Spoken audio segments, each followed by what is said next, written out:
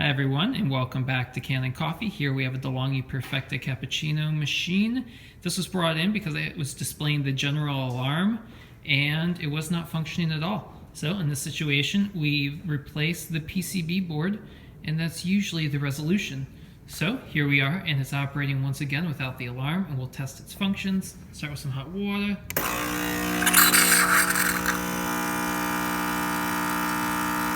Looking good. Okay, and as soon as it finishes reheating, we will pull a shot.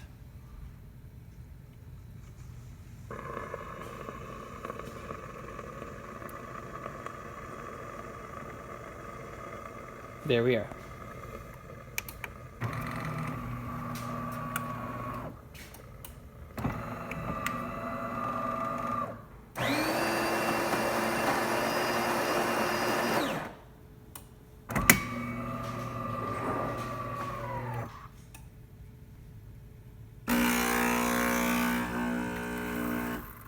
Pre-infusion. There we go. Excellent.